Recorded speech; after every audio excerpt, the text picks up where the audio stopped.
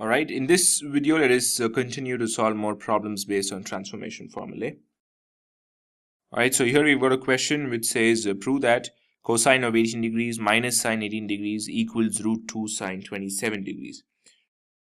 So what we have to do now is we just have to consider this as, we need to change this first of all into either cos or sine, and we need to see have to be changed into what? We need to again transform the difference into the product.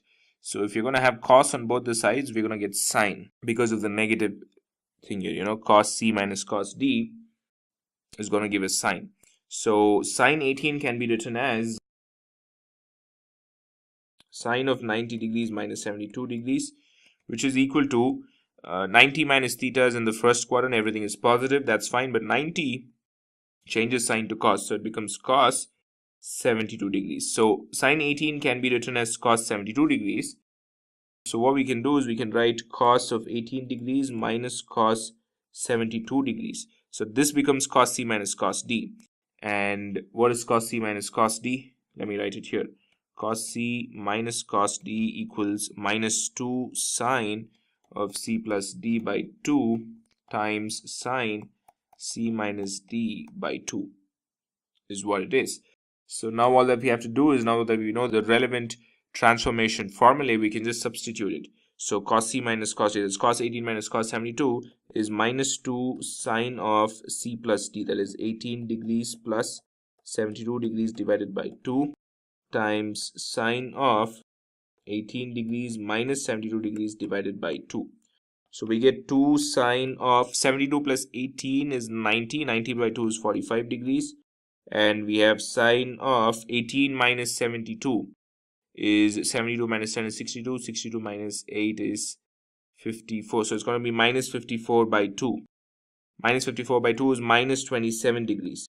Now we also know that sine of minus theta is minus sine theta, right? So what we have here is minus 2. Sine of 45 is 1 by root 2, all right? Sine of minus 27 is minus sine 27. So minus into minus is plus, and then all that we have is 2 by root 2 sine 27 degrees, but what we want is root 2 sine 27. So 2 can be written as root 2 times root 2 divided by root 2 times sine 27 degrees. Root 2 gets cancelled, and we have root 2 times sine 27, RHS.